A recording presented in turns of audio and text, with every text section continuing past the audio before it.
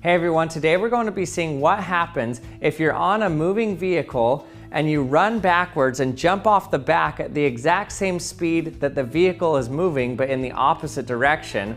Will you just land still on the ground? Holy cow, this is fast.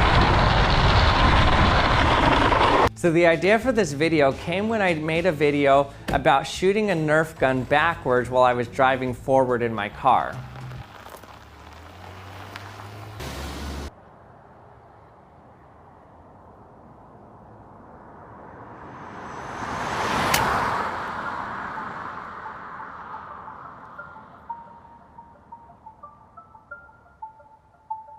The ball's right here.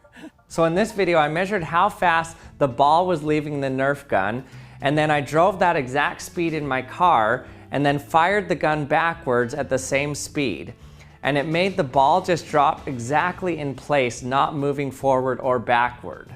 But then that led to a discussion in the comments section talking about, what if you were on a train moving forward? Does that mean that to get off a stop, the train doesn't have to stop, but you could just catapult yourself in the opposite direction at the same speed as the train, and you would just land directly at your stop, not moving forward or backward, but you just land in place and be able to walk to wherever you need to go.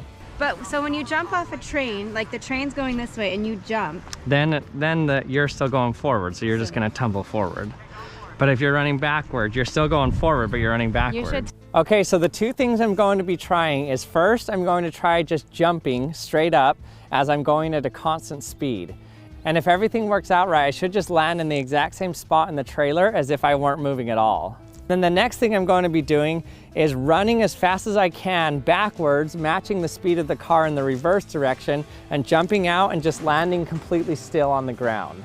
Okay, this is my driver here. Joanna, you ready for this? Can you drive at a constant speed? I think so. The tricky part will be the acceleration because I don't want you to fly off. Well, you shouldn't be accelerating while I'm Well, jumping, to get to the constant speed. Yeah, so let's stay at a constant speed so I can match it and not tumble to the ground. But I am an excellent driver, so She's very I'm excellent. confident in my Excellent driver. Let's do this. Okay, so I'm going to be communicating with Joanna driving in the car with my phone. So I'll have to make sure she's not accelerating, obviously, when I'm jumping. Make sure she hits the constant speed, and then I'm gonna sprint as fast as I can and jump. And hopefully that when I land, I won't just tumble backwards, because if I don't match the speed perfectly, my momentum's still gonna be going that way, so I'll tumble backwards like this, hence the helmet. And I should mention, don't try this at home. I'm a trained professional engineer, scientist.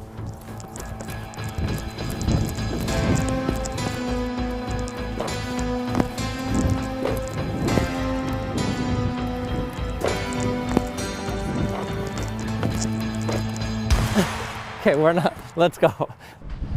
I'm gonna close it for this.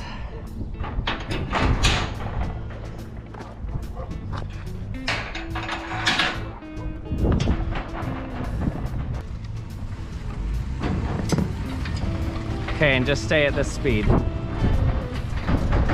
Okay, ready?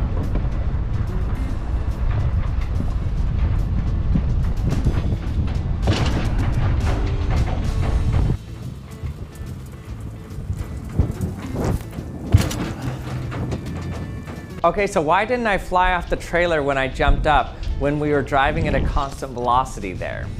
Well, the reason is because I'm moving at the same speed as the vehicle, and besides the wind resistance, which was negligible, there's no reason why I should suddenly slow down and be pushed off the back of the vehicle. For example, you can see what I mean when I show you a small scale version of this. So this is a vehicle that shoots a still ball up as it's driving.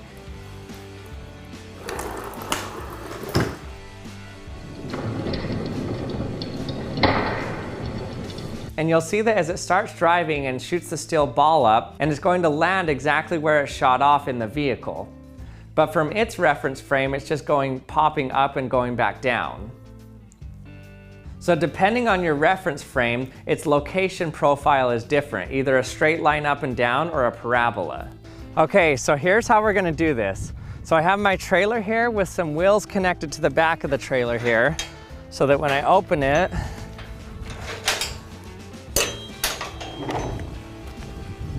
these are gonna drag on the ground. Then I'll get in the trailer and I'm gonna try to match the exact same speed as the car when I'm running so that when I run and jump off it, I'm gonna exactly equal the speed of the ground and I shouldn't be moving whatsoever. Okay, you can start. I feel like evil running. Let's go for it.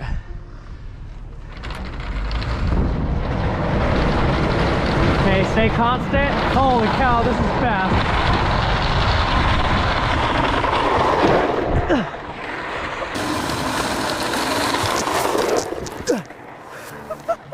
Oh man, that is so cool. It's like I'm sprinting and then all of a sudden I'm just standing still.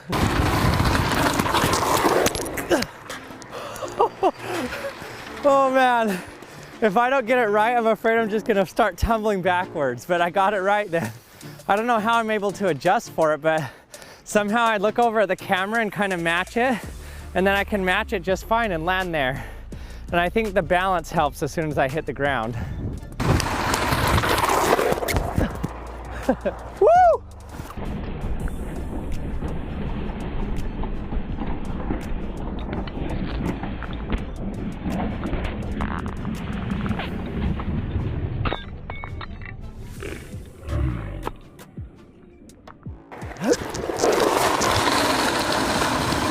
Overall, that worked way better than I thought it was going to be. I thought for sure I was going to fall. That should tell you how much I like doing this channel, because I filmed it knowing I was probably going to fall, but in the end I didn't. So that's wins overall. But what does it say about my wife if she was willing to let me do it?